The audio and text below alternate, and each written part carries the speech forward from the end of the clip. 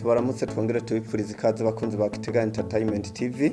Ni ku munsi wa gatanu igenekerezo n'irya kabiri ukwezi no kw'icumi na kabiri. Twagarutse ngaha kugira ngo dushobore kuba tuganira menshi agiye atandukanye ariko aravugwa mu bibuga bigiye bitandukanye. Ni ikiganiro tuza guhera ngaha iwacu twaja kuraba ibijyanye na Primus League, tuze guca tuje guhagarara ku mugabane wa Buraya na cyane cyane muri za nkino z'igikombe c'isi, aho tuja kuraba no munsi baraja kurangiza inkino zabo zo mu matsinda, tuje kumenya imigwi 16 iza kubandanya muri kimwe cy'umunani gishiri ca nyuma, ariko kandi n'iyindi 16 iza gusezera iri higanwa, naho iyishika kuri 12 imaze kuba imenyekana. Reka ndabipfurize kubana nanje kuva mu ntango gushika amwiherezo y'iki kiganiro. Reka dutangurire ikiganiro cacu ngahi wacu Burundi. Muri Primus League bariko barakina indwi, baratanguye gukina indwi ya 15, ni indwi iheza ifazare, aho ku munsi wa gatatu hakinywe urukino rumwe rwahuje Vitaro yakira Olympic Star. Ni urukino rwabereye mu ntara ya Kayanza kuri stade Gatwaro. Vitaro iza gutsinda Kayanza nako Olympic Star ibitsindo 3 ku gitsindo kimwe. Bazoca babandanya ku munsi wejo, inkino zigera kuri 3 zizoba ziriko zirakinwa mu bibuga bigiye bitandukanye. Ku munsi wejo hokinywa inkino 3 ariko hari urukino rumwe nkuko vyagiye biramenyeshwa n'ishirahamwe ry'umupira w'amaguru biciye mu gisata kijejwe gutunganya amahiganwa. Urukino rwa Top Junior bakira Kayanza United gobaye ku munsi wejo igihe cy'isaha 7 kuri Peace Park, inkuru nziza Peace Park Complex. Urugwarungurijwe ku munsi w'Imana bivanye nuko ikibuga kizoba hari ibindi bikorwa by'igihugu bizoba biriko birakibera ko ivyo navyo bikazorangira igihe cy'isaha 8. Umva yuko ubwo rukino gociye rucegwa isaha yose, kuri iyo mvo baca bagurungururiza ku munsi w'Imana. Magara Young Boys bazokina na Rukinzo, bazokinira kuri Centre Technique ku munsi wejo, azoba ari igihe cy'isaha 9. ni mu gihe Aigle Noir nabo bazoca bakira kuri inkuru nziza Peace Park Complex uno mugwi wa Atletico New Oil. Nababwiye yuko urukino rwa Top Junior bakira Kayanza United gungururijwe ku munsi w'Imana, ruzoca rukinwa igihe cy'isaha 9. Ku munsi w'Imana nyene ni Message Ngozi bazoca bakira Burundi Sport Dynamique kuri stade Urukundo, mu gihe Flambeau du Centre kuri stade Ingoma isa 9 bazoca bakira Buja City. Interstar nako Tigre Noir hariya kuri stade yo mu Ruyigi bazoca bakina nuno mugwi wa Interstar. Bumamuru bakire Musongati kuri stade Urunani, hazoba ari ku munsi w'Imana.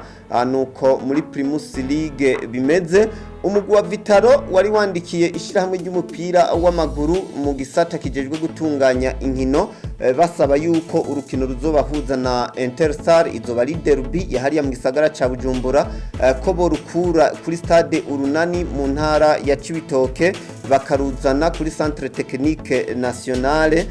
Ariko abarongoye igisata kijejwe gutunganya amahiganwa muri FFB babicishije hari itangazo banditse bavuga yuko ivyo bidashoboka bivanye nuko Centre Technique ni kibuga kiri hajya kugira ngo gishobore guteza imbere ibijanye n'umupira w'amaguru, mugabo ngo ntikirekuriwe kwakira inkino zisanzwe ziri officielle. Baravye ubushobozi bwavyo, abafana baba bari boza kuraba ubwo rukino ukungene babangana, ivyo vyose bica bituma ubwo rukino rutohabera. Ati kuko nizihabera hariho ibintu bigenda vyo nonekara. Ati ico kibuga gushika ubu kirekuriwe kwakira inkino z'abigeme mu cicaro ca mbere ndetse n'inkino zo mu cicaro ca kabiri, naho hari inkino zo mu cicaro ca mbere ziriko zirakinirwaho muri no fazare. Bavuga yuko abasanzwe barongoye imigwi bose babimenyere yuko muri fazare tour atamugwi numwe uzokina wo mu cicaro ca mbere uzokinira kuri Centre Technique. Ati kubw'ivyo rero bivanye nuko urwo rukino rushobora kuza kurabwa n'abantu benshi bigatuma ico kibuga kidashobora kubakira, hakaba n'ibintu bishobora kononekara. Tubafashe ingingo y'uko urwo rukino ruzokinirwa mu ntara ya Cibitoke kuri stade Urunani kwigenekezo rya 11 uku kwezi kw'12 turimwo.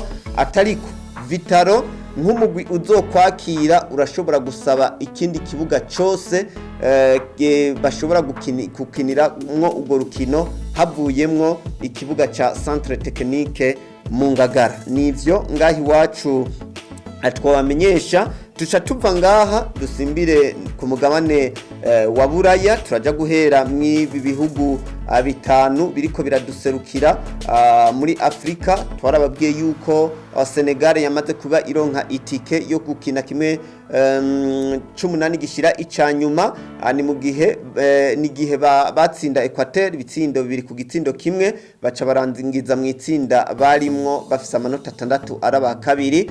Uwundi mugwi washoboye gutsinda naho utabandanije ni Tunisia, yatsinze Ubufaransa igitsindo kimwe kubusa, ariko ivyo ntaco vyayifashije kuko Tunisia yaratashe yarasezeye amahiganwa, ariko bakaba bavuyeyo bakoze ibintu bikomeye. Kuja gutsinda Ubufaransa ntibiba avyoroshe.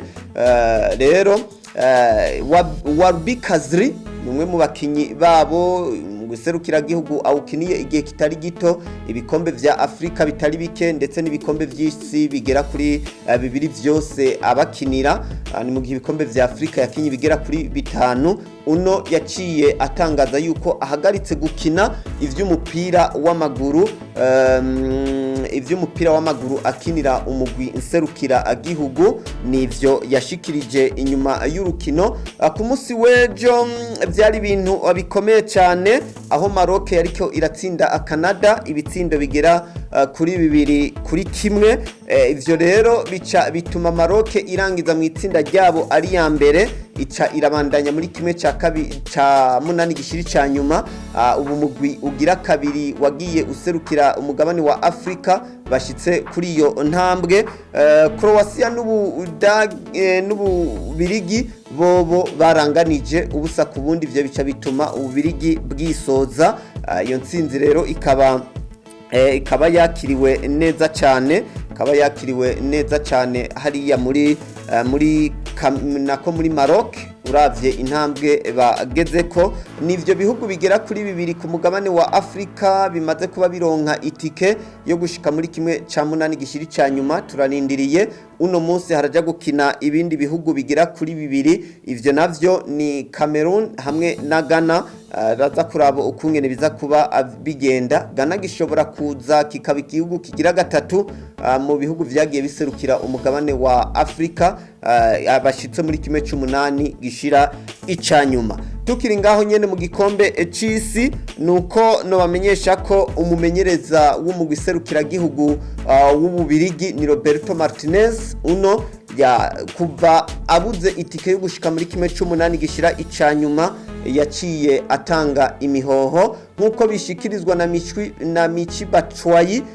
Yavuze ati yabitubwiye ari mu marira menshi cyane, ati kandi n'abakinyi nabo bararize cyane, ati kuko kuri benshi ni igikombe cy'isi cyabo ca nyuma, ati kuko nihiganwa riba rimwe mu myaka 4, ati birumvikana yuko kara kababaro, ati ndoto zacu zari zo gushika kure, atariko uko nyene bigenda.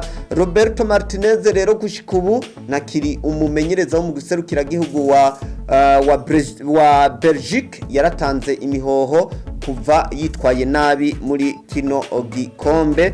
Uwundi mugwi watangaje abantu n'Ubudagi.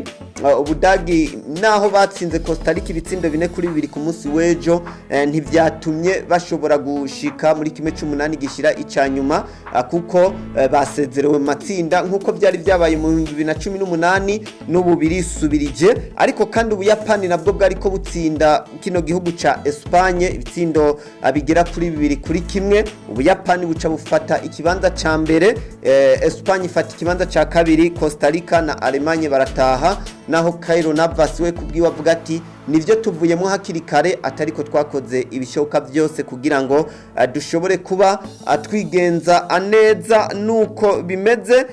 uno munsi hari izindi nkino zigera kuri zine ziza kurangiza inkino zo mu matsinda.